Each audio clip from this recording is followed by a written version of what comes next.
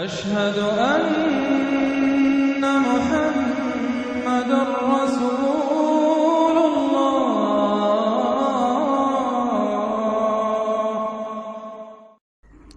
سورة الحشر، بسم اللہ الرحمن الرحیم۔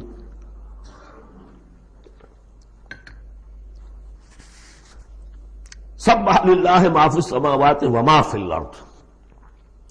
سورہ حدید اس سے ایک لفظ میں بڑھ گیا صرف، وہاں تھا سبح للہ ما فی السماوات والارض، یہاں ما فی کا اضافہ، تسبیح کرتی ہے اللہ کی ہر وہ شے جو آسمانوں میں ہے اور ہر وہ شے جو زمین میں ہے، گویا کہ ایمفیسس بڑھ گیا۔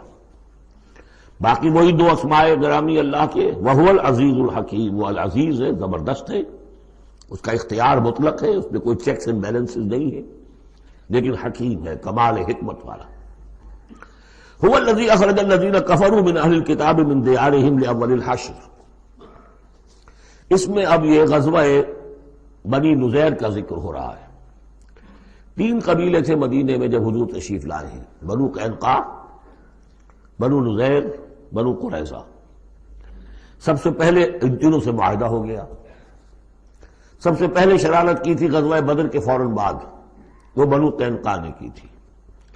انہوں نے اپنے معاہدے کی خلاف ورزی کی، شرارتیں کی، تو حضور نے ان کو مدینے سے نکال دیا۔ دوسری باری آئی اس کی، یہ ہے بنو نذیر۔ غزوہ احد کے بعد، سن 3 میں غزوہ احد ہوا ہے، سن 4 میں یہ واقعہ پیش آیا ہے۔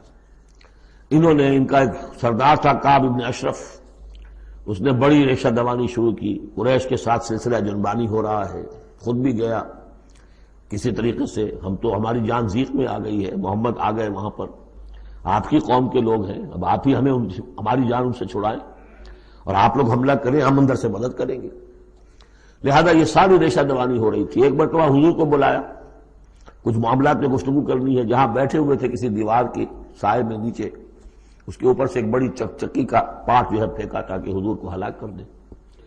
تو یہ ساری ان کی طرف سے ریشہ دوانیاں ہو رہی تھیں۔ اس کے بعد بالآخر حضور نے فیصلہ کیا اور ان کے خلاف اقدام کیا۔ ربیع الاول سن 4 میں محاصرہ کر لیا ان کا۔ 6 دن یا یہ کہ مختلف تعداد آئی ہے دنوں کی، یہ محاصرہ جاری رہا۔ ان میں ہمت نہیں ہوئی کہ یہ مقابلہ کرتے، بالآخر انہوں نے سرنڈر کر دیا اور طے یہ پایا کہ انہیں جانے کی اجازت ہوگی اور جو سامان بھی یہ یہاں سے لے جا سکے۔ تو اب یہ ظاہر بات ہے کہ ان کے مکان تھے، وہ مکان بھی وہ گرا رہے تھے، کیواڑ ہی لے جائیں، وہ جو اوپر کڑیاں لگی ہوئی ہیں وہی لے جائیں۔ تو یہ سب کے سب جو پورا قبیلہ ہے نکل گیا، جو سامان اٹھا کر لے جا سکتے تھے وہ لے گئے۔ وہ تیسرا معاملہ جو ہوا پھر وہ بنو قریظہ کا ہوا، وہ غزوہ احزاب کے بعد ہوا، وہ ہم پڑھ چکے ہیں سورہ احزاب کے اندر۔ اس طرح ایک ایک کر کے تینوں ان قبائل نے یہود کے وعدہ خلافی کی اور پھر وہ اپنے کیفر کردار کو پہنچے۔ یہ بنی نذیر کا معاملہ ہے۔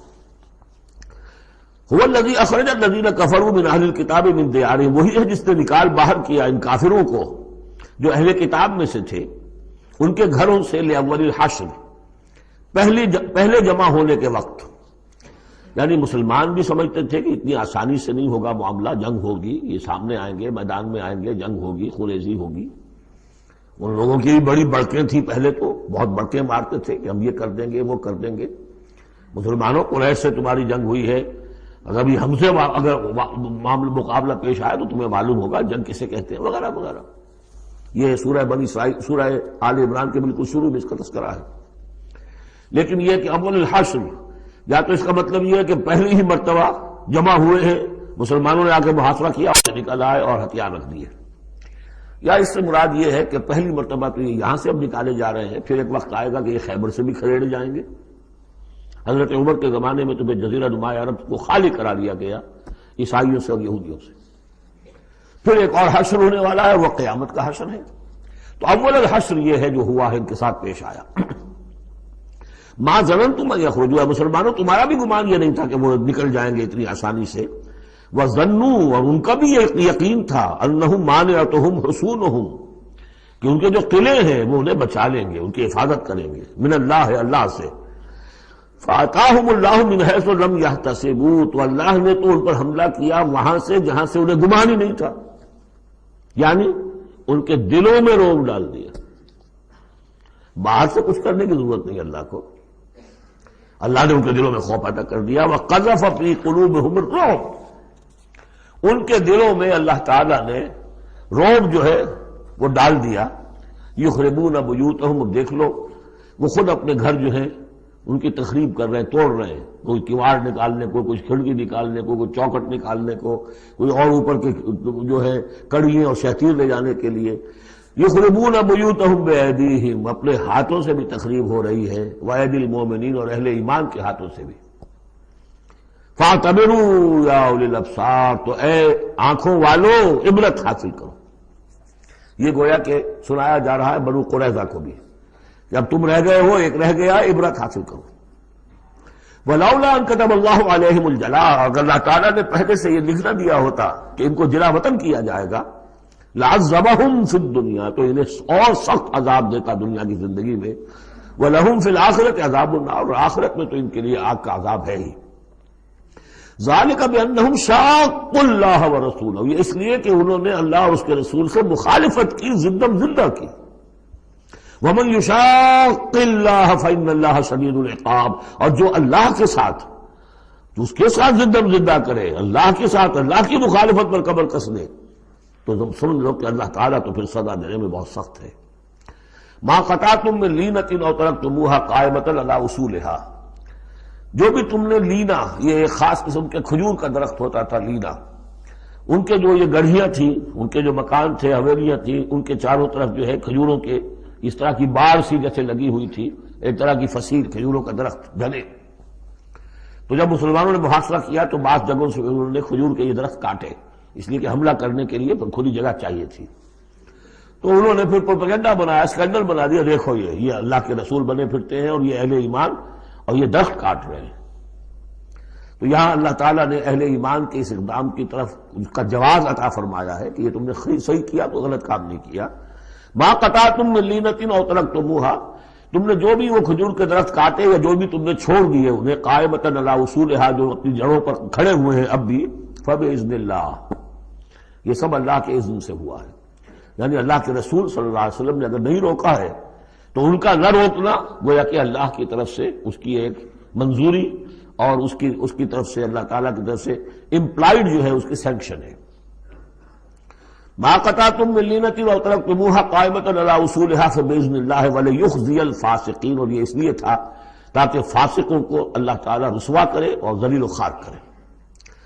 اب اس سورہ مبارکہ کا یہ ایک اہم ترین مضمون آ رہا ہے اور وہ ہے فے کا مال.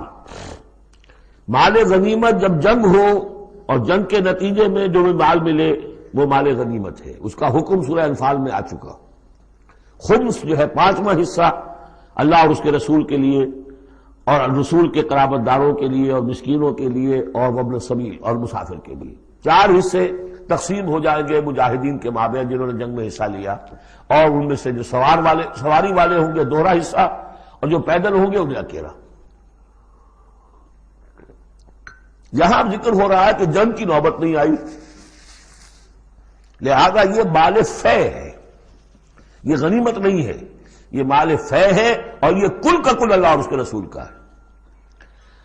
گویا کہ اس میں کسی کو بھی مسلمان کو کوئی حصہ نہیں ملے گا سوائے اس کے کہ جو اللہ کا رسول کسی کو، فقیر کو، غریب کو، مسکین کو دینا چاہے، وہ الگ بات ہے. وما افاء اللہ علی رسولہ، اور جو مال کے ہاتھ لگا دیا ہے اللہ نے اپنے رسول کے، منہم، ان سے، یعنی بنو نذیر سے، فما اوجفتم علیہ من خیر ولا رکاب، تو دیکھو اے مسلمانوں، تم نے ان پر نہیں دوڑائے نہ اپنے گھوڑے نہ اونٹ. ولیکن اللہ یسلط رسلہ علی من یشاء، یہ تو اللہ کی حکمت ہے، مشیت ہے، اس کی قدرت ہے. اللہ تعالیٰ مسلط کر دیتا ہے اپنے رسولوں کو جس پر چاہتا ہے. یہ خاص قدرت خدا بندی سے کہ اللہ نے ان کے دلوں میں رعب ڈال دیا، انہوں نے خود آ کے سرنڈر کر دیا. تو تمہیں تو جنگ کرنے کی نوبت پیش نہیں آئی، لہذا یہ مال غنیمت نہیں ہے. وعلی کل شیء، واللہ علی کل شیء قدیر، اللہ تعالیٰ ہر چیز پر قادر ہے. اب یہ حکم آ رہا ہے، ما افاء اللہ علی رسولہ من اہل القری، جو مال بھی ہاتھ لگا دے اللہ اپنے رسول کے ان تمام بستی والوں سے، فللہ وللرسول ولذی القربى والیتامى والمساکین وابن السبیل. اس کا جو مصرف ہے وہ یہ کہ اللہ اور اس کا رسول، اس سے مراد ہے اسلامی ریاست، پھر رسول کے اپنے اخراجات، اپنی ازواج مطہرات کا دان نفقہ، اپنا جو ذمہ داریاں ہیں معاشرتی، پھر رسول کے قرابت دار. ظاہر بات ہے ذی القربہ جو ہے وہ عام آدمی کے بھی قرابت دار ہیں، ان کے ساتھ حسن سلوک ہوتا ہے، تو رسول کے بھی تو قرابت دار ہیں، اور رسول کا کوئی اور ذریعہ معاش تو ہے نہیں. والیتامی والمساکین وابن السبیل، باقی اس کے علاوہ جو بھی مستحق ہیں، فقراء ہیں، غریب ہیں اور ان کے لیے محتاج ہیں. کہ لا یکون دولۃ بین الاغنیاء منکم، اور یہ اہم ترین اسٹیٹمنٹ آف آبجیکٹیوز ہے. مقصد کیا ہے؟ کہ لا یکون، تاکہ ایسا نہ ہو کہ دولت تمہارے امیروں ہی کے مابین چکر لگاتی رہے. یعنی ظاہر بات ہے کہ اب جو لوگ بھی جو جنگ میں حصہ لیا ہے، جن کے پاس گھوڑے بھی تھے اور اونٹ بھی تھے، اب ان کو دگنے حصے مل جاتے سارے اس مال میں سے، تو گویا کہ جو لوگ پہلے ہی سے کچھ مرفع الحال ہیں، جن کے پاس پہلے ہی کچھ ہے، انہی کی طرف مال اور بڑھ رہا ہے. اور جو بیچارے غریب ہیں وہاں کے، وہ گویا کہ اس سے ان کی غربت کے ازالے کی کوئی شکل نہیں ہو پائے گی. تو اللہ تعالیٰ کے سامنے یہ ہے کہ دولت کی تقسیم ہو ایسی کہ اس کی سرکولیشن جو ہے معاشرے کے اندر، اس کی گردش دولت ایسی ہو کہ سب کو حصہ ملے اور سوسائٹی کے تمام طبقات جو ہے اس سے مستفید ہوں. کہ لا یکون دولۃ بین الاغنیاء منکم، تاکہ ایسا نہ ہو کہ یہ دولت، یہ سرمایہ، یہ مال تمہارے امیروں ہی کے مابین گردش میں رہے. اس کی ایک سادہ سی مثال میں دیتا ہوں کہ ایک کروڑ پتی کی بیٹی لاکھوں روپے کا جہیز لے کے ایک کروڑ پتی کے بیٹے کے گھر چلی گئی. گویا کہ وہ لاکھوں روپے کے جہیز نے گردش تو کی، لیکن ایک کروڑ پتی سے نکل کے دوسرے کروڑ پتی کے یہاں چلی گئی. یہ دولت گردش کر رہی ہے اسی ایک اونچے طبقے کے اندر، انہی کے اندر جو ہے گردش ہو رہی. گردش ہے بھی اگر تو ان کے مابین ہونا یہ چاہیے کہ یہ سوسائٹی کے تمام طبقات کے اندر اس کا نفوذ ہو رہا ہو، سب کو اس سے فیض پہنچ رہا ہو، تاکہ یہ جو اس قدر جو ہے اونچ نیچ ہے، اتنی عدم مساوات ہے، وہ ختم ہو. وہ مساوات کے تمام انسان بالکل برابر کر دیے جائیں، وہ تو نہ کبھی ہوئی ہے نہ ہو سکتی ہے. وہ تو کمیونزم بھی مر گیا اور ایک دن کے لیے بھی اس مساوات کو قائم نہیں کر سکا. یہ ضرور ہے کہ انہوں نے جو اتنا فرق و تفاوت تھا وہ نہیں ہے کہ جو امریکہ میں آج بھی ہے اور اس وقت بھی تھا، وہ فرق و تفاوت وہاں نہیں تھا. لیکن یہ کہ بالکل برابر سپاہی اور سپہ سالار برابر تو نہیں ہو سکتے، کچھ نہ کچھ فرق تو ہوگا. لیکن یہ کہ ایسا نہ ہو کہ معاشرے کے ایک طبقے میں ایک طرف تو احتیاج ہی احتیاج بڑھتی چلی جائے، بھوک ہو، احتیاج ہو، جس کے لیے کہ یہاں تک فرمایا حضور نے کاد الفقر ان یکون کفرا، فقر جو ہے احتیاج وہ انسان کو کفر تک پہنچا دیتی ہے. اور حضرت شاہ ولی اللہ دہلوی رحمۃ اللہ علیہ نے، وہ میں سمجھتا ہوں کہ اس دور جدید میں جو بھی معاشی مسائل کی پیچیدگیاں پیدا ہونے والی تھی، اس کا بڑا گہرا فہم جو تھا سب سے پہلے جس عالم دین کو ہوا ہے وہ شاہ ولی اللہ دہلوی ہے. ان کا کہنا یہ ہے کہ جس معاشرے میں، جس ملک میں تقسیم دولت کا نظام غیر منصفانہ ہوگا، اس کا نتیجہ یہ نکلے گا کہ ایک طرف دولت کے انبار ہوں گے، نتیجہ یہ کہ عیاشیاں ہوں گی، بدماشیاں ہوں گی. دوسری طرف عام لوگ جو ہے وہ ڈھور ڈنگر بن کر رہ جائیں گے، وہ بار برداری کے جانوروں کی حیثیت اختیار کر لیں گے کہ صبح سے لے کے شام تک کمر توڑ دینے والی جو ہے مشقت کر کے بھی بمشکل اپنی ضرورت پوری کر رہے ہیں. تو گویا کہ یہ غیر مساوی تقسیم، نظام تقسیم دولت جو ہے یہ دو دھاری تلوار ہے، ادھر بھی کاٹ رہی ہے ادھر بھی کاٹ رہی ہے. جدھر ایکومولیشن آف ویلتھ ہو رہی ہے ادھر عیاشیاں ہیں، بدماشیاں ہیں، ادھر جو بھی کچھ ہو رہا ہے اللے تللے ہیں، نمود و نمائش کے لیے خرچ کیا جا رہا ہے، اس سے اور جو ہے دل پھٹ رہے ہیں. کسی بڑے سیٹ صاحب کی بیٹی کی شادی ہے اور پوری کوٹھی بقع نور بنی ہوئی ہے، ایک ایک پتے کے ساتھ انہوں نے لگا رکھا ہے ایک ایک بلب، اور دوسری طرف اس سیٹ کا کوئی نہ کوئی شوفر بھی ہے، کوئی اس کا کھانا پکانے والا ہے، کوئی چوکیدار ہے، کوئی مالی ہے، اور اس کے گھر میں بچی جو ہے بوڑھی ہو رہی ہے اور اس کا ہاتھ پیلا نہیں ہو سکتا اس لیے کچھ نہیں ہے اس کے پاس. تو ان ملازمین کے دل میں ان کی محبت پیدا ہوگی یا نفرت پیدا ہوگی؟ انما یرید الشیطان ان یوقع بینکم العداوۃ والبغضاء، شیطان تو چاہتا ہے تمہارے مابین دشمنی اور بغض کے جذبات پیدا کرے، اور وہ پیدا ہو رہے ہیں. دوسری طرف فقر ہے، کاد الفقر ویکون کفرا. تو اس میں یہ ہے کہ ضرورت ہے کہ لا یکون دولۃ بین الاغنیاء منکم، نظام ایسا ہونا چاہیے کہ منصفانہ، عادلانہ تقسیم ہو دولت کی، اور اس طرح سے مستقل طبقات بن کر نہ رہ جائے. وما آتاکم الرسول فخذوہ. اب ظاہر بات ہے کہ اس وقت فوری طور پر تو بڑا دھکا لگا ہوگا نا. اوس اور خزرج کے مسلمان جو تھے وہ جب آئے تھے، محاصرہ کیا تھا، توقع انہیں یہ ہوگی کہ مال غنیمت میں سے ہمیں ملے گا. تو فوری طور پر یہ سمجھ لیا آخر انسان تھے، فرشتے تو نہیں تھے نا، تو انہیں یقیناً کوئی دھکا سا لگا ہوگا، شوق پہنچا ہوگا، لہذا اب اس کے لیے جو بھی ایک ایمان کو ان کے جو ہے اپیل کیا جا رہا ہے، وما آتاکم الرسول فخذوہ، اور دیکھو جو رسول تمہیں دے دے وہ لے لو، وما نہاکم عنہ فانتہوا، اور جس چیز سے روک دے رک جاؤ، واتقوا اللہ، اللہ کا تقوی اختیار کرو، ان اللہ شدید العقاب، اللہ تعالیٰ سزا دینے میں بہت سخت ہے۔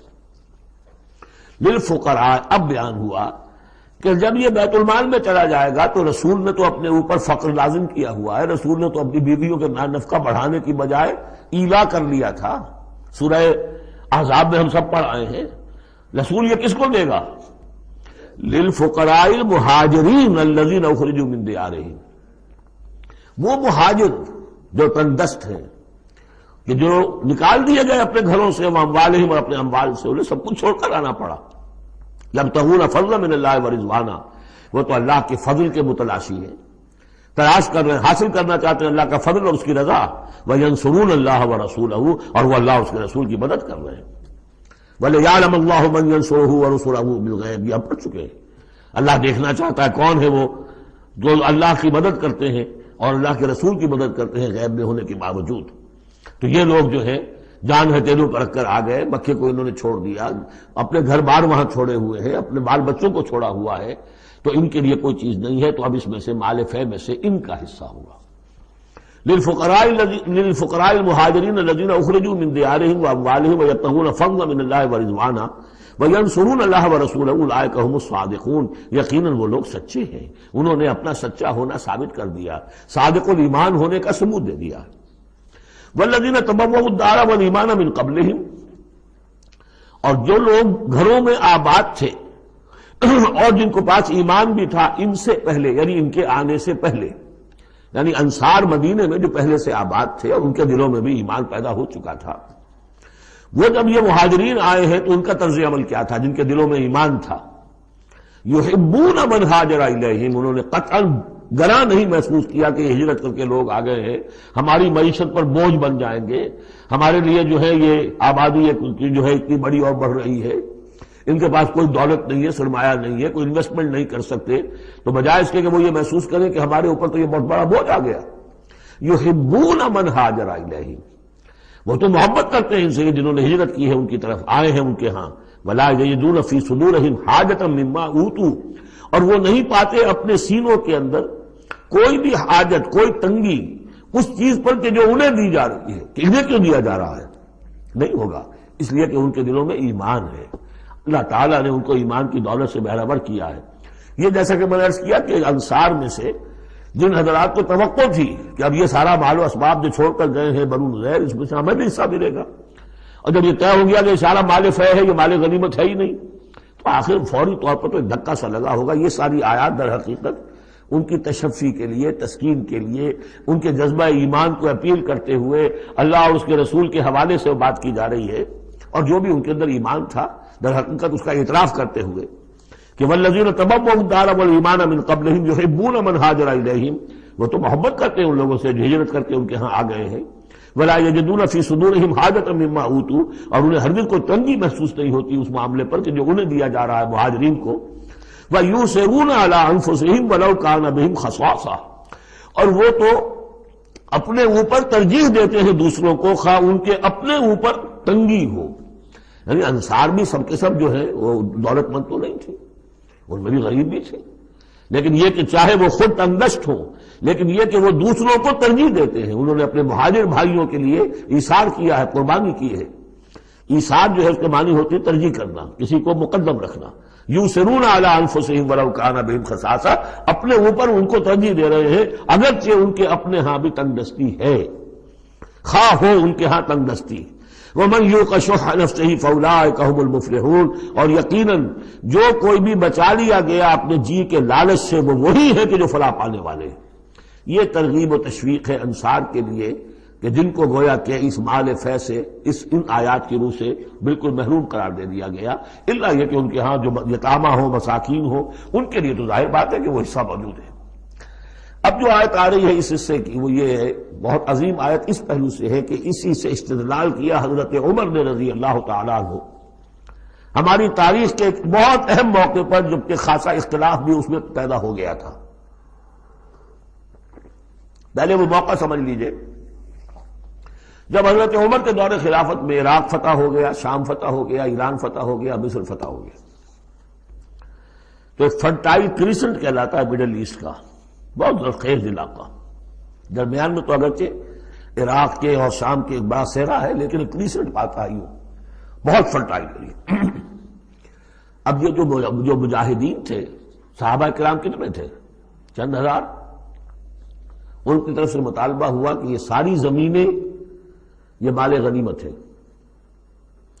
1/5 رکھیے بیت المال کے لیے، 4/5 ہمارے اندر تقسیم کر دی. اگر ایسا ہو جاتا تو تاریخ انسانی کی عظیم ترین جاگیرداری پیدا ہو جاتی، پورا ملک تقسیم ہو جاتا چند ہزار صحابہ کے اندر. اس سے بھی آگے بڑھ کر اس میں امپلائڈ یہ بھی تھا کہ ان ملکوں کی تمام آبادی ہماری غلام ہے، تقسیم کر دیجیے انہیں.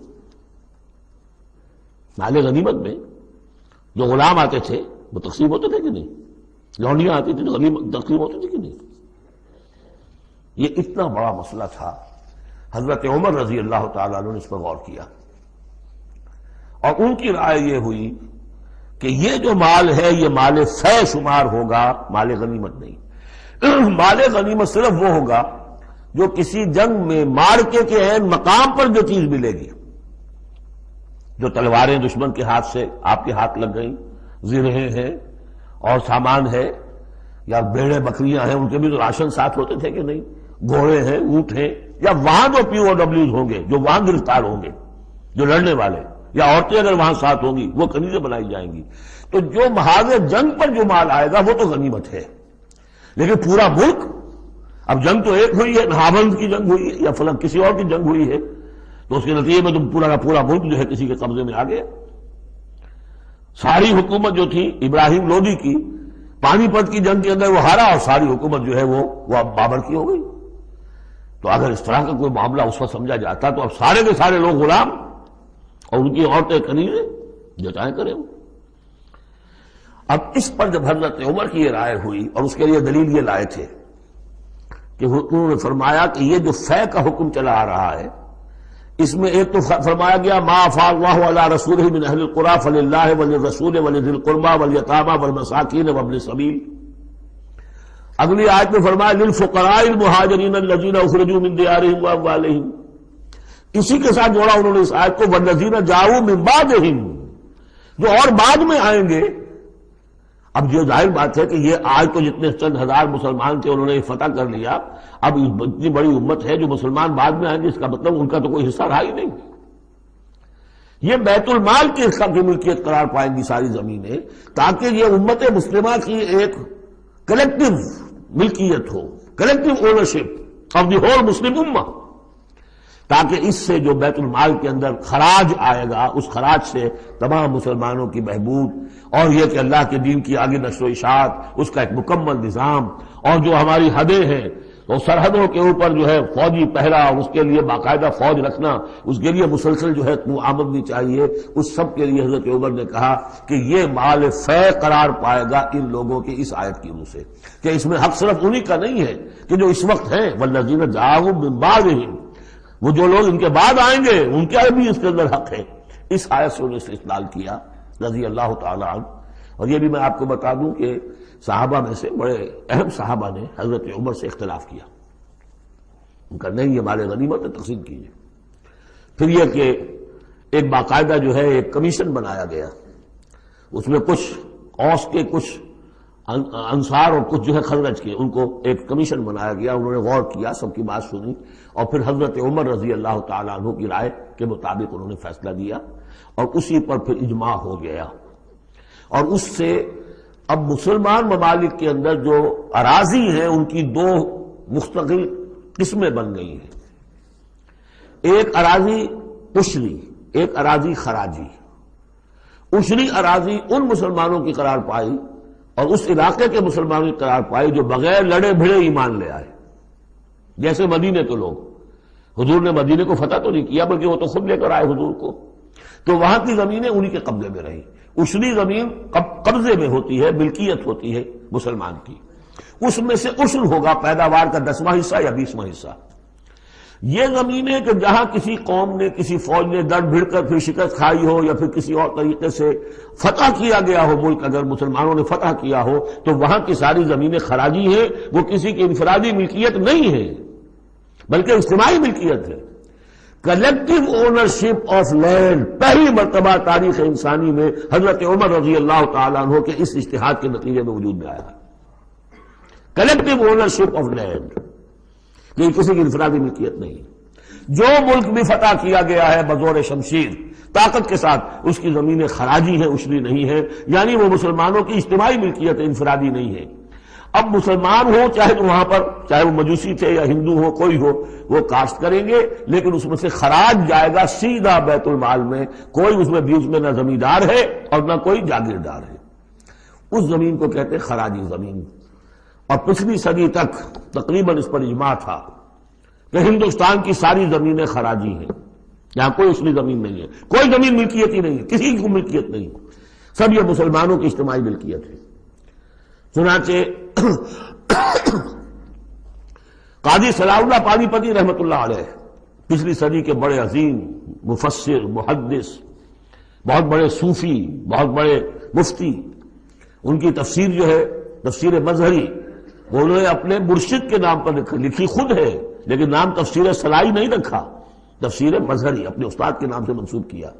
تو اس تفسیر کے لکھنے والے شخص نے جو رسالہ لکھا ہے مالا بدھ منہ، وہ فقہ کا ایک بہت ہی ابتدائی سا رسالہ ہے اور ہمارے سارے عربی مدارس میں وہ پڑھایا جاتا ہے۔ وہ فقہ کی تعلیم جو ہر مسلمان کو معلوم ہونی چاہیے، مالا بدھ منہ، اس میں صاف لکھا ہے ہندوستان میں کوئی زمین عشری ہے ہی نہیں، لہذا میں عشر کے مسائل اس میں دکھتا ہی نہیں۔ خامخواہ طلبہ کے دلوں پر بوجھ پڑے، کیا ضرورت ہے، جبکہ یہاں اس کی اپلیکیشن ہی نہیں ہے۔ ہندوستان میں کوئی زمین جو ہے عشری نہیں، سب خراجی ہے۔ خراجی ہے تو اس کا نتیجہ کیا نکلتا ہے کہ بالکل نیا بندوبست اراضی ہو سکتا ہے، ان جاگیرداروں سے زمین واپس لی جا سکتی، ملکیت ہی نہیں ہے ان کی۔ یہ تو یہ کہ کبھی کسی شہنشاہ نے دے دی یا انگریزوں نے دے دی، کسی اور نے دے دی، ان کی ملکیت نہیں ہے، یہ ہے عشری زمین، یہ خراجی زمینیں خراجی رہیں گی۔ یہ بہت اہم مسئلہ ہے اور اس کا تعلق اس آیت سے ہے۔ والذین جاؤوا من بعدهم یقولون ربنا اغفر لنا ولاخواننا الذین سبقونا بالایمان، وہ یہ کہتے ہیں پروردگار ہمیں بھی بخش دے اور ہمارے ان بھائیوں کو بھی بخش دے جو ایمان میں ہم سے سبقت لے گئے، ہم سے پہلے تھے۔ ولا تجعل فی قلوبنا، اور ہمارے دلوں میں مت پیدا کر غلا، کوئی بھی کدورت، کوئی بھی بیر، للذین آمنوا، ان لوگوں کے لیے جو صاحب ایمان ہو۔ ربنا انک رؤوف الرحیم، پروردگار تو رؤوف ہے اور رحیم ہے۔ أَلَمْ تَرَ إِلَى الَّذِينَ نَافَقُوا يَقُولُونَ لِإِخْوَانِهُمُ الَّذِينَ كَفَرُوا مِنْ أَهْلِ الْكِتَابِ لَئِنْ أُخْرِجْتُمْ لَنَخْرُجَنَّ مَعَكُمْ وَلَا نُطِيعُ فِيكُمْ أَحَدًا أَبَدًا وَإِنْ قُوتِلْتُمْ لَنَنْصُرَنَّكُمْ وَاللَّهُ يَشْهَدُ إِنَّهُمْ لَكَاذِبُونَ۔ صدق اللہ العظیم۔ غزوہ بنی نذیر میں جو بھی رول اور کردار تھا یہود کا، پھر ان کا جو انجام ہوا، وہ سورہ حشر کی پہلے رکوع میں بیان ہو چکا ہے۔ ساتھ ہی یہ کہ ایک بہت اہم حکم جو ہے شریعت کا اموال فے کے بارے میں، وہ بھی پہلے رکوع میں ہم پڑھ چکے ہیں۔ اب اس موقع پر منافقین کا جو کردار سامنے آیا تھا دوسرے رکوع میں، اس کے بارے میں گفتگو ہو رہی ہے۔ الم تر الی الذین نافقوا، کیا تم نے دیکھا نہیں ان لوگوں کو کہ جو منافق ہیں، جن کے دلوں میں نفاق نے ڈیرے جما لیے ہیں۔ یقولون لاخوانہم الذین کفروا من اہل الکتاب، وہ کہتے رہے اپنے ان بھائیوں سے میں سے جنہوں نے کفر کیا تھا، ان کے بھائی تھے، دوست تھے، ان کے تعلقات تھے جو اہل کتاب میں سے تھے، وہ کفر پر اڑے رہے۔ ان سے انہوں نے کہا تھا یہ لئن اخرجتم لنخرجن معکم، دیکھو اگر تمہیں کبھی مدینے سے نکالا گیا ہم تمہارے ساتھ نکلیں گے۔ وہ دوستیاں جو ان کے درمیان حلیفانہ روابط تھے، اگر تمہیں کہیں نکالا جائے گا تو ہم بھی نکلیں گے۔ وَلَا نُطِيعُ فِيكُمْ أَحَدًا أَبَدًا، اور تمہارے معاملے میں کبھی بھی ہم کسی بھی شخص کی اطاعت نہیں کریں گے۔ یعنی ٹھیک ہے ہم ایمان تو لے آئے ہیں، مسلمانوں میں شامل ہو گئے ہیں اور ہم محمد کا حکم مانتے بھی ہیں بعض معاملات کے اندر، لیکن یہ ہے کہ تمہارے ساتھ ہماری دوستی جو ہے وہ پختہ ہے، تمہارے ساتھ ہمارے حلیفانہ تعلقات ہیں وہ بہت قدیمی ہے، اور ہمارا تمہارے معاملے میں جو ہے ہمارا طرز عمل تبدیل نہیں ہوگا، اور اگر کوئی اقدام محمد نے صلی اللہ علیہ وسلم تمہارے خلاف کرنے کا فیصلہ کیا تو ہم اس میں ان کا ساتھ نہیں دیں گے۔ لَنَخْرُجَنَّ مَعَكُمْ وَلَا نُطِيعُ فِيكُمْ أَحَدًا أَبَدًا وَإِن قُوتِلْتُمْ لَنَنصُرَنَّكُمْ، اور اگر تمہارے ساتھ جنگ کی گئی تو ہم لازماً تمہاری مدد کریں گے۔ وَاللَّهُ يَشْهَدُ إِنَّهُمْ لَكَاذِبُونَ، اور اللہ گواہی دیتا ہے کہ وہ جھوٹ بول رہے تھے۔ لَئِنْ أُخْرِجُوا لَا يَخْرُجُونَ مَعَهُمْ، اگر وہ نکالے جائیں گے وہ ان کے ساتھ نہیں نکلیں گے۔ وَلَئِنْ قُوتِلُوا لَا يَنصُرُونَهُمْ، اور اگر ان سے جنگ کی جائے گی تو وہ ان کی مدد نہیں کریں گے۔ وَلَئِنْ نَصَرُوهُمْ لَيُوَلُّنَّ الْأَدْبَارَ، اور اگر کہیں ان کی مدد کر بیٹھیں گے تو فوراً بھاگیں گے، پیچھے دکھا دیں گے۔ ثُمَّ لَا يُنصَرُونَ، اور پھر ان کی کہیں سے مدد نہیں ہو سکے گی۔ یعنی اگر ان میں جمع مردی ہوتی تو یہ سچے مسلمان ہی کیوں نہ بن گئے ہوتے؟ ایمان لائے تھے، اگر ہمت ہوتی ان میں، کوئی قوت ارادی ان کی صحیح ہوتی، کوئی غیرت اور حمیت ہوتی، کوئی اپنی ہی ذات کی عزت کا کوئی خیال ہوتا تو یہ ہرچے بادہ باد پھر ایمان لانے کے بعد ان کا طرز عمل جو ہے کیوں نہ وہی ہو جاتا کہ جو اہل ایمان کا تھا۔ بودے ہیں، بودے ہونے کی وجہ سے تو نفاق پیدا ہوا ان میں۔ اب اگر یہ کہتے ہیں کہ ہم تمہاری مدد کریں گے اور لازماً لڑ جائیں گے، ہر ایک سے لڑ جائیں گے، تو یہ سب جھوٹ ہے۔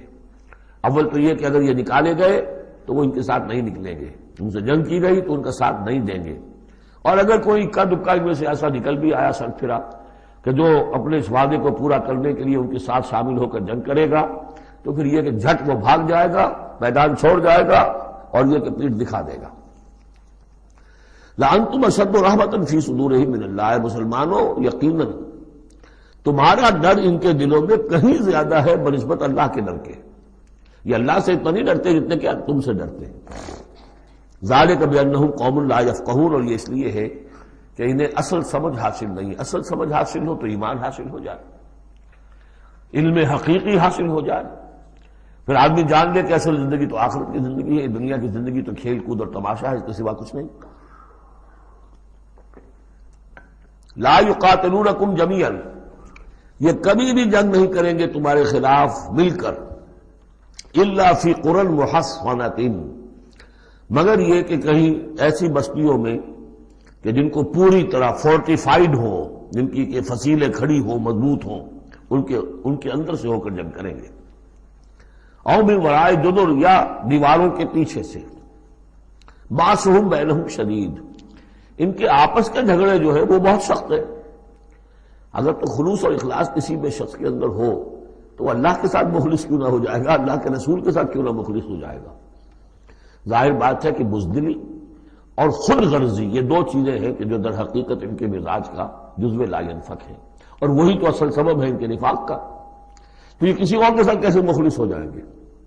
تحسبہم جمیعا وقلوبہم شتیٰ، تم سمجھتے ہو کہ یہ یکجا ہیں، اکٹھے ہیں، ان کا متحدہ محاذ ہے، جبکہ دل کے دل پھٹے ہوئے۔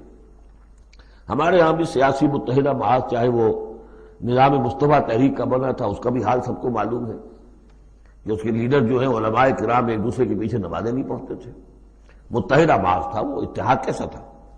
وہی بات، باسہم بینہم شدید، ان کے تو آپس کے اختلافات جو ہیں وہ بہت شدید ہیں، ان کی آپس کی دشمنیاں، کدورتیں، کینے۔ تحسبہم جمیعا، تم سمجھتے ہو کہ یہ جمع ہے، اکٹھے ہیں، وقلوبہم شتیٰ، دل پھٹے ہوئے۔ ذالک بانہم قوم لا یعقلون، اور یہ اس لیے کہ وہ ایک ایسا گروہ ہے کہ جو عقل سے کام نہیں لیتے۔ کمثل الذین من قبلہم قریبا ذاقوا وبال امرہم، جیسے قصہ ان کا ہوا جو ان سے پہلے تھے ماضی قریب میں، یعنی بنو قینقاع۔ سب سے پہلے بنو قینقاع کا معاملہ ہوا تھا، پھر یہ بنی نذیر کا ہوا، پھر 5ویں سال میں غزوہ احزاب کے ضمیمے کے طور پر بنو قریظہ کا ہوا۔ وَلَهُمْ عَذَابٌ أَلِيمٌ، ان کے لیے بہت ہی دردناک عذاب ہے۔ کمثل الشیطان، یا پھر مثال ہے شیطان کی، اذ قال للانسان اکفر، جبکہ وہ انسان سے کہتا ہے کرو کفر، فلما کفر، اور جب انسان کفر کرتا ہے قال انی بریء منک انی اخاف اللہ رب العالمین، وہ کہتا ہوں میں تم سے علیحدہ ہوں، میرا تم سے کوئی تعلق نہیں، میں تو اللہ سے ڈرتا ہوں جو تمام جہانوں کا رب اور مالک و پروردگار ہے۔ فکان عاقبتہما انہما فی النار خالدین فیہا، تو ان دونوں کی عاقبت یہ ہے کہ وہ شیطان بھی اور وہ انسان بھی، دونوں کی عاقبت یہ ہے کہ وہ رہیں گے آگ میں اور ہمیشہ ہمیشہ رہیں گے۔ وذالک جزاء الظالمین، اور یہی ہے ظالموں کا بدلہ۔ جیسا کہ سورہ قاف میں ہم پڑھ چکے ہیں کہ وہ قرین جو ہوگا، اس گناہگار کافر اور مشرک کا جو قرین ہوگا، وہ جب لے کر آئے گا، حاضر کرے گا، قال قرینہ ھذا ما لدی عتید، اور اللہ تعالیٰ کی طرف سے حکم آئے گا فرشتوں کو، القیا فی جہنم کل کفار عنید، تو وہ کیا کہے گا؟ ربنا ما اطغیتہ ولکن کان فی ضلال بعید، اور اللہ تعالیٰ فرمائیں گے لا تختصموا لدی وقد قدمت الیکم بالوعید ما یبدل القول لدی وما انا بظلام للعبید۔ تیسرا رکوع اور آخری رکوع جو ہے اس سورہ حشر کا، یہ پھر قرآن مجید کا ایک بہت اہم مقام ہے۔ میں آج سوچ رہا تھا کہ میں بار بار جو کہتا ہوں آپ سے، یہ قرآن کا بہت اہم مقام ہے، یہ قرآن کا بہت اہم مقام ہے، تو اس کی بھی ایک حقیقت سمجھ لیجئے۔ قرآن حکیم میں تو کوئی ایک حرف اور ایک لفظ بھی غیر اہم نہیں ہے، البتہ مختلف اعتبارات سے مختلف مقامات کی ایک ریلیٹیولی زیادہ اہمیت ہے۔ بعض مقامات حکمت کے ہیں، بعض مقامات جو ہے وہ فلسفیانہ ہیں، بعض مقامات وہ ہیں کہ جو جدید سائنس کے حوالے سے بڑے اہم ہیں، بعض مقامات وہ ہیں جو روح دین سے بحث کرتے ہیں، بعض مقامات وہ ہیں جو ایمان کی ماہیت کو واضح کرتے ہیں، ایمان کیا ہے۔ تو اس اعتبار سے یقیناً مختلف مقامات جو ہیں وہ مختلف اعتبارات سے اور حیثیتوں سے وہ زیادہ اہمیتوں کے حامل ہیں۔ اب یہ جو 4 آیتیں ہیں، 7 آیتیں ہیں اس رکوع کی، تیسرے رکوع کی، اس میں فلسفہ، تصوف، پھر یہ کہ اس میں سب سے بڑا جو آ رہا حصہ وہ یہ ہے کہ جیسے 6 آیتیں سورہ حدید کی تھیں کہ جن میں اللہ کے اسماء و صفات کا ذکر ہے، جن میں تفصیل سے گفتگو نہیں کر سکا اور نہ اس کا موقع تھا، میرے کیسز میں ہے، تو اسی طرح کا ہم وزن جو ہے 3 آیتیں آ رہی ہیں سورہ حشر کے آخر میں۔ قرآن حکیم میں اسماء خداوندی کا سب سے بڑا گلدستہ، 16 اسماء ایک جگہ پر اور کہیں نہیں ہے، 8 اسماء ایک آیت میں، الملک القدوس السلام المومن المہیمن العزیز الجبار المتکبر سبحان اللہ عما یشرکون، ایک ہے۔ تو اس اعتبار سے یہ حصہ بہت اہم ہے۔ فرمایا یا ایھا الذین آمنوا اتقوا اللہ ولتنظر نفس ما قدمت لغد واتقوا اللہ ان اللہ خبیر بما تعملون، اہل ایمان اللہ کا تقوی اختیار کرو، اور چاہیے کہ ہر جان یہ دیکھتی رہے کہ اس نے کل کے لیے کیا آگے بھیجا ہے۔ اللہ کا تقوی اور آخرت کا احساس، کل کے لیے کیا بھیجا، ما قدمت لغد، یہ بڑی کل ہے۔ ایک کل تو وہ ہے کہ جو کل سورج طلوع ہوگا تو شروع ہو جائے گی، اور ایک بڑی کل وہ ہے آنے والی ہے جو بعث بعد الموت کے بعد آنے والی ہے، وہ بڑی کل ہے۔ اس کل کے لیے کیا بھیجا ہے آگے، کیا سامان ہے، کیا توشہ ہے، کیا تم نے کمائی ہے جو جمع کرائی ہے، وہ جو اس کائناتی حکومت کا جو سب سے بڑا ریزرو بینک ہے، امپیریل بینک ہے اس کائنات کا، اللہ تعالیٰ کے ہاں کیا جمع کرایا۔ اور دیکھیے 2 مرتبہ ایک آیت میں واتقوا اللہ، اللہ کا تقوی، اللہ کا خوف، لیکن یہ خوف اصل میں اس طرح کا خوف نہیں ہوتا جو کسی خوفناک شے کا خوف ہوتا ہے۔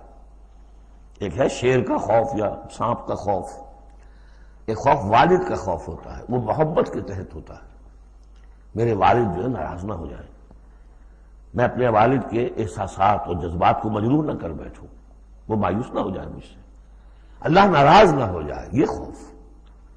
یا ایھا الذین آمنوا اتقوا اللہ ولتنظر نفس ما قدمت لغد واتقوا اللہ ان اللہ خبیر بما تعملون، یقیناً جو کچھ تم کر رہے ہو اللہ اسے باخبر ہے۔ اگلی آیت ہے جسے علامہ اقبال نے قرار دیا کہ ان کے فلسفہ خودی کی سورس یہ ہے۔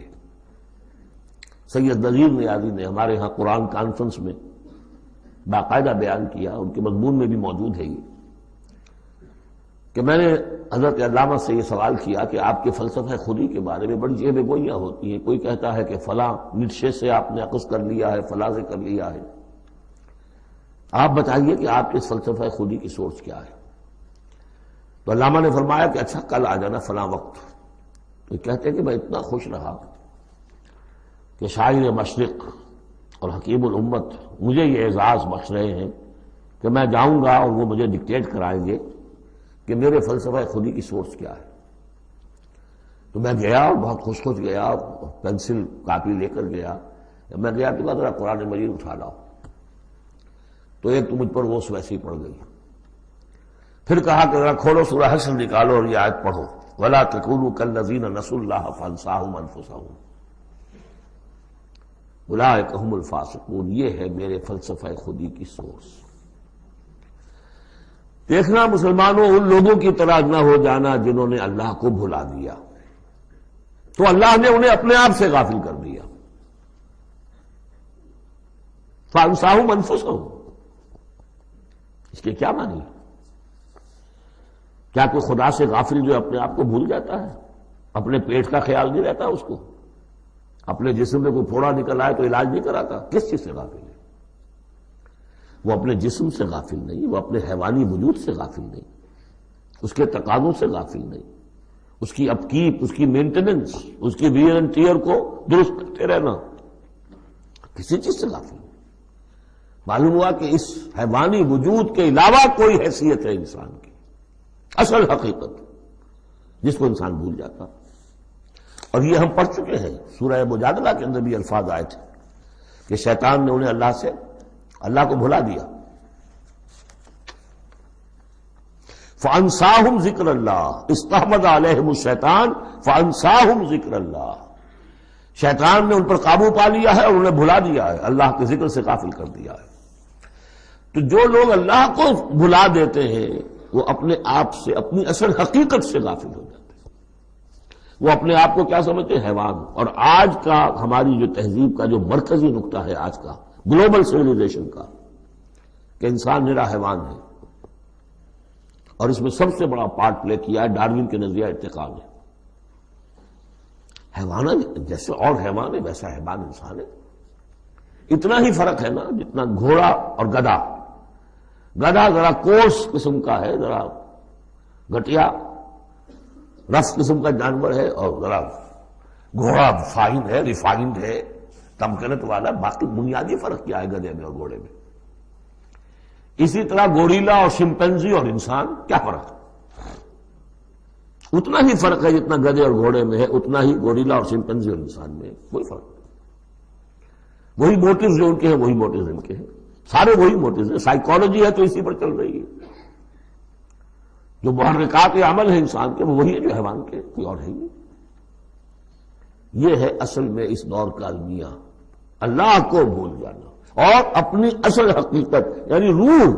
اللہ کو بھلاؤ گے تو تمہارے اندر جو ڈیوائن ایلیمنٹ اس نے پھونکا تھا اس سے غافل ہو جاؤ. اب کیا رہ گئے تم میرے حیوان؟ میں نے آپ کو اس سے پہلے بھی وہ اپنشد کا جملہ سنایا ہے. Man in his ignorance identifies himself with the material sheaths which encompass his real self. Real self تو میری انا ہے، میری خودی ہے. اور یہ انا خودی فلسفیانہ الفاظ ہے کس شے کے لیے؟ وہ جو روح ہے میرے اندر ہے، نور تجلی بھی اسی خاک میں پنہاں، غافل تو نرا صاحب ادراک نہیں ہے. نقطہ نوری کے نام او خودی، زیر خاک ماں شرار زندگی. لیکن اس سے غافل، جب اس سے غافل حیوان رہ گئے. جب حیوان ہو گئے اولئک ھم الفاسقون. تو حیوان کے لیے تو کوئی مورل لا ہے نہیں.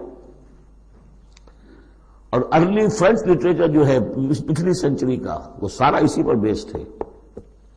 وہ ساری دلیل یہاں سے لاتے ہیں کہ انسانوں نے اپنے اوپر قیدیں لگانی ہے. بیوی بیٹی ماں میں فرق کرنا، حیوانات میں کوئی فرق کرتا ہے؟ نیوڈسٹ کلب سے اگر پوچھے کہتے ہیں حیوانات میں سے کوئی لباس پہنتا ہے؟ انسان نے خواب کا تکلف ایجاد کر دیا. ان کے لیے سورس ہے وہی حیوانوں کی زندگی، انہیں سے سبق حاصل کرو. یہ ہے انسان کے اندر صرف حیوان نہیں ہے. جیسے کہ شیخ سعدی نے کہا تھا آدمی زیادہ طرفہ معجون است از فرشتہ سرشتہ وز حیوان. یہ جو انسان ہے آدم زاد، یہ ایک معجون مرکب ہے، اس میں فرشتہ بھی، فرشتہ کہتے ہیں گوندنے کو، آٹے کو پانی کو ملا کر گوندتے ہیں آپ، یکجان کرتے ہیں، تو از فرشتہ وز حیوان، اس میں ایک فرشتہ بھی ہے ایک حیوان بھی ہے، دونوں گدے ہوئے۔ فرشتہ ہے روح، عالم امر کی شے، اور وہ نور سے پیدا کیا۔ روح بھی روح عالم امر کی شے، یہ سلونک عن الروح قل الروح من امر ربی، یہ بھی نور سے پیدا کی گئی، نقطہ نوری یہی ہے۔ تو وَلَا تَكُونُوا كَالَّذِينَ نَسُوا اللَّهَ فَأَنسَاهُمْ أَنفُسَهُمْ أُولَٰئِكَ هُمُ الْفَاسِقُونَ۔ لا يستوی اصحاب النار واصحاب الجنہ، دیکھو برابر نہیں ہو سکتے آگ والے اور جنت والے۔ اصحاب الجنت هم الفائزون، یقیناً جنت والے ہی کامیاب ہوں گے۔ اللہم ربنا اجعلنا منہم، اللہم ادخلنا الجنت مع الابرار، اللہم اجرنا من النار، یا مجیر یا مجیر یا مجیر۔ اس کے بعد آیت آئی ہے قرآن مجید میں عظمت قرآن کے بیان میں عظیم ترین آیت، لو انزلنا هذا القرآن على جبل لرأيته خاشعا متصدعا من خشیۃ اللہ، اگر ہم اس قرآن کو اتار دیتے کسی پہاڑ پر تو تم دیکھتے کہ وہ دب جاتا، متصدعا پھٹ جاتا، من خشیۃ اللہ، اللہ کے خوف سے۔ میں نے جو شروع میں تعارف قرآن پر جو گفتگو کی تھی اس میں اس کا حوالہ دیا تھا عظمت قرآن کے لیے۔ قرآن ایز سچ، قرآن فی نفسہ ہی اس کی عظمت کیا ہے، ایک ہے قرآن کی افادیت کیا ہے، دو چیزیں جدا ہیں۔ ایک فی نفسہ ہی وہ کیا ہے، اس کی عظمت کیا ہے، ایک یہ کہ اس کا فائدہ کیا ہے، افادیت کیا ہے۔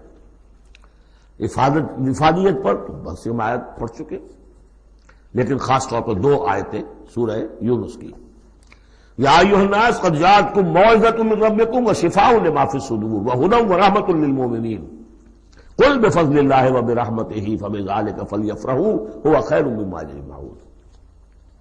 لیکن قرآن فی نفسہ ہی، اگر ہم اسے اتار دیتے کسی پہاڑ پر تو تم دیکھتے کہ وہ دب جاتا، پھٹ جاتا۔ اور اس کے لیے میں تشریح کر چکا ہوں، سورہ اعراف میں جو معاملہ ہوا تھا کہ حضرت موسیٰ علیہ السلام نے فرمایا، عرض کیا تھا اللہ سے رب ارنی انظر الیک، اور اللہ نے فرمایا کہ تم مجھے نہیں دیکھ سکتے، لن ترانی ولکن انظر الی الجبل فإن استقر مکانہ فسوف ترانی، ذرا اس پہاڑ کو دیکھو، ہم اپنی تجلی اس پر ڈالیں گے، اگر وہ سہار جائے، کھڑا رہ جائے اپنی جگہ پر، برداشت کر جائے تو تم بھی سمجھنا کہ ہاں ہمیں دیکھ سکو گے۔ فلما تجلی ربہ للجبل، جب اس کے رب نے ایک اپنا پرتو، ایک جلوہ، ایک تجلی کیا ہے؟ روشنی، ایک نور، اس نور کا جو اللہ نے تعالی نے وہ پرتو ڈالا اس پہاڑ پر، جعلہ دکا وخر موسیٰ صعقا، وہ ریزہ ریزہ ہو گیا، اور تجلی باری تعالیٰ، ذات باری تعالیٰ کی تجلی کے بالواسطہ مشاہدے کا اثر ہوا ہے کہ حضرت موسیٰ بے ہوش ہو کر گر گئے۔ اب نوٹ کیجئے، یہ بالکل وہی بات ہے جو تمثیل کی شکل میں آ رہی ہے۔ فرق کیا ہے؟ وہ تجلی ذات تھی باری تعالیٰ کی، یہ تجلی صفات ہے۔ کلام اللہ، اللہ کا کلام ہے، کلام متکلم کی صفت ہوتا ہے، اس کی بھی تاثیر وہی ہے جو ذات باری تعالیٰ کی تاثیر ہے۔ اس کو علامہ اقبال نے ادا کیا ہے، فاش گویم آنچ در دل مضمرست، میں صاف ہی کھول کے بیان کر دوں جو میرے دل میں مضمر ہے، چھپی ہوئی بات ہے۔ این کتابیں نیست چیزیں دیگر است، یہ قرآن کتاب نہ سمجھو، اسے کتاب نہیں کچھ اور ہے۔ کیا ہے؟ مثل حق پنہاں ہم پیداست، آج ہم نے وہ آیت بھی پڑھ لی، الظاہر والباطن، اللہ ظاہر بھی ہے الباطن بھی ہے، تو ذات باری تعالیٰ جیسے الظاہر بھی ہے الباطن بھی ہے، اسی طرح مثل حق پنہاں ہم پیداست، یہ چھپا ہوا بھی ہے اور ظاہر بھی ہے، سامنے بھی ہے۔ اس لیے میں بیان کر چکا ہوں وہاں سورہ واقعہ میں، لا یمسہ الا المطہرون، جب تک کہ اندر پاک نہ ہو چکا ہو قرآن کے حقیقی معرفت اور معانی تک انسان پہنچ نہیں سکتا، چھلکوں تک رہے گا، ہڈی ہوگی اس کے ہاتھ میں، گودا نہیں ہوگا اس کے پاس۔ ناز قرآن مغزہ برداشتے استخاں پیش سگاں انداختے، مغز تک نہیں پہنچ سکتا۔ وہ ہے اصل میں قرآن مجید کا معاملہ کہ تجلی صفات باری تعالی صفت ہے کلام کی، اور کلام میں آپ کو معلوم ہے متکلم کی پوری شخصیت جو ہے منعکس ہو جاتی ہے۔ کوئی شخص ہے، کوئی بھٹیارن ہے، کوئی اور ہے، بڑبونجا ہے، اب ان کی اپنی زبان ہے، ان کا ایک جملہ آپ سنیں گے پتہ چل جائے گا یہ کون بول رہا ہے یا کون بول رہی ہے۔ اس لیے کہ پوری شخصیت، ان کا ذہن و فکر کا حدود اربع، ان کی تہذیب و تمدن کے ساتھ کس درجے ان کا کوئی تعلق ہے یا نہیں ہے، سب واضح ہو جائے گا۔ تانت بازی راگ پایا تو اللہ کا کلام ہے یہ۔ لو انزلنا هذا القرآن على جبل لرأيته خاشعا متصدعا من خشية الله وتلك الامثال نضربها للناس لعلهم يتفكرون۔ اور یہ مثالیں ہیں جو ہم لوگوں کے لیے بیان کرتے ہیں تاکہ وہ فکر کریں، غور کریں، سوچیں۔ اب یہاں سے وہ 3 آیتیں شروع ہو رہی ہیں، وہاں 6 تھیں۔ صفات اور اسماء ہمارے ہاں جو ایمان کے لیے جو یاد کیے ہوں گے آپ نے، اگر اللہ تعالیٰ نے بچپن میں یہ موقع آپ کو دیا ہو تو ایمان مجمل، ایمان مفصل۔ ایمان مجمل کے الفاظ کیا ہے؟ آمنت باللہ و ملائکتہ، آمنت باللہ کما ہوا باسمائہ و صفاتہ وقبلت جمیع احکامہ۔ تو اسماء اور صفات باری تعالیٰ کے موضوع پر سورہ حدید کی پہلی 6 آیات، یہ قرآن مجید کا ذروہ سلام ہے، چوٹی، سلام، چوٹی۔ ذروہ کہتے ہیں اونٹ کے کوہان کو، کوہان کی بھی اونچی جو سب سے نمایاں شے ہوتی ہے۔ اسماء پر یہ سب سے بڑا گلدستہ ہے۔ اور ایک خاص بات جو میں نے وہاں نوٹ نہیں کرائی تھی آپ کو، سورہ حدید میں واحد مقام ہے قرآن مجید کا جہاں اسماء باری تعالیٰ کے مابین حرف عطف واو آیا ہے، هو الاول والآخر والظاہر والباطن، اور کہیں نہیں۔ 4 اسماء آئے ہیں سورہ جمعہ کے شروع میں، یسبح للہ ما فی السماوات و ما فی الارض الملک القدوس العزیز الحکیم، کوئی حرف واو نہیں۔ اور 8 اسماء آئیں گے یہاں پر، الملک القدوس السلام المومن المہیمن العزیز الجبار المتکبر، کوئی حرف واو نہیں۔ وہو العزیز الحکیم، یہ نہیں هو العزیز والحکیم نہیں۔ اس کی وجہ کیا ہے؟ اللہ تعالیٰ کے تمام اسماء، اللہ کی تمام صفات اس کی ذات میں بیک وقت موجود ہیں۔ واو میں تو مغایرت پیدا ہو جاتی ہے، واو میں تراخی پیدا ہو جاتی ہے، لیکن یہاں کیوں آئے سورہ حدید میں؟ اس لیے کہ اول و آخر بیک وقت نہیں ہو سکتے، وہ حال عقلی ہے۔ ظاہر و باطن ایک وقت نہیں ہو سکتے، میرا ظاہر میرا باطن یہ تو ایک ہی وقت میں موجود ہے۔ قرآن کا ظاہر اور قرآن کا باطن ایک وقت میں موجود ہے، اول و آخر ایک نہیں ہو سکتے، اس لیے وہاں واو لایا گیا، هو الاول والآخر والظاہر والباطن۔ بہرحال اب یہاں پر نوٹ کیجیے، هو اللہ الذی لا الہ الا هو، وہی ہے اللہ جس کے سوا کوئی الہ نہیں، عالم الغیب والشہادہ، جاننے والا ہے کھلے کا اور چھپے کا، وہ بھی جو تمہارے سامنے ہے اور وہ بھی کہ جو تمہاری نگاہوں سے پوشیدہ ہے۔ اس لیے کہ غیب اور شہادہ جو ہے یہ ہمارے اعتبار سے، اللہ کے اعتبار سے نہیں۔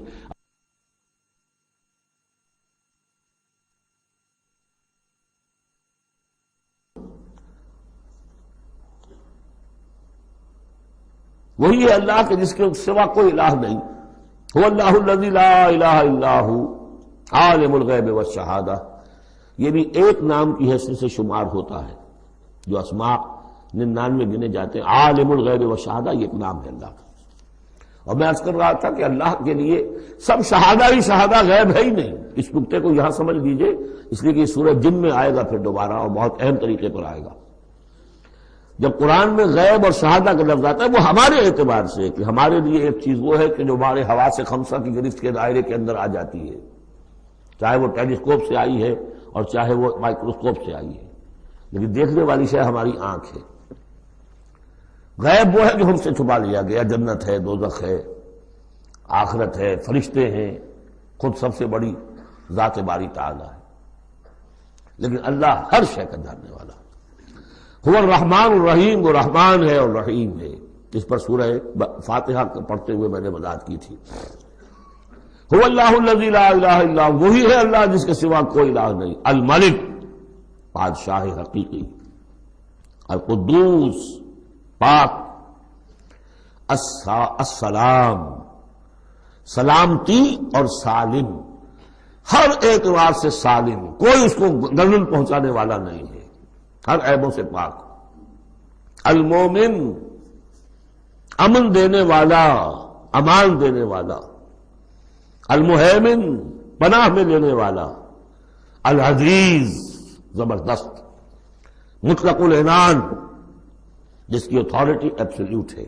الجبار، دباؤ رکھنے والا. المتکبر، عظمت والا، بڑائی والا. یہ 8 نام آئے ہیں. الملک، القدوس، السلام، المومن، المہیمن، العزیز، الجبار، المتکبر. سبحان اللہ عما یشرکون، اللہ پاک ہے ان تمام چیزوں سے جو یہ شرک کرتے ہیں. هو اللہ الخالق البارئ المصور، وہی ہے اللہ. اب 3 نام اور آگے. الخالق، الباری، المصور. ان میں خاص ربط ہے. خلق، اس میں سب سے پہلے اگر ہم اپنے اوپر قیاس کریں تو پہلے کوئی شے بنانے سے پہلے ذہن میں ایک نقشہ بنتا ہے. بڑھئی نے میز بنانی ہے، اس کے ذہن میں میز کا نقشہ پہلے بن چکا ہے. کرسی بنانی، کرسی کا نقشہ بن چکا ہے. یہ اس کی ذہنی تخلیق ہے. پھر وہ اسے ظاہر کرتا ہے عالم واقعہ میں. وہ لکڑی کی میز بنا کر اسے واقعہ نمایاں کر دیتا ہے، لے آتا ہے. پھر اس کی تصویر، فنیشنگ ٹچز، اس کو رنگ روغن. یہ تینوں مرحلے ایک ہی پروسیس کے ہیں.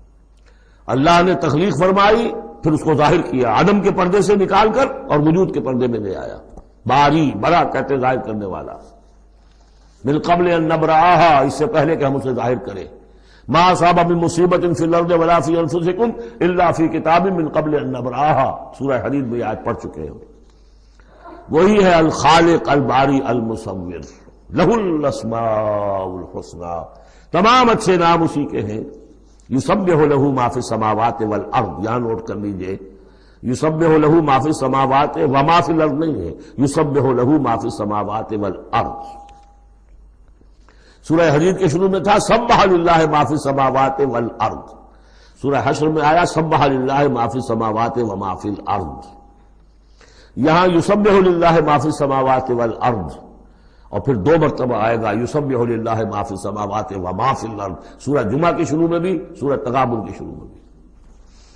وَهُوَ الْعَزِيزُ الْحَكِيمُ. دیکھیے اس سورہ مبارکہ کی خاص خصوصیت یہ ہے، شروع بھی ہوئی تسبیح کے ساتھ، اختتام بھی تسبیح کے ساتھ. شروع میں بھی العزیز الحکیم، زبردست حکمت والا. آخر میں بھی العزیز الحکیم.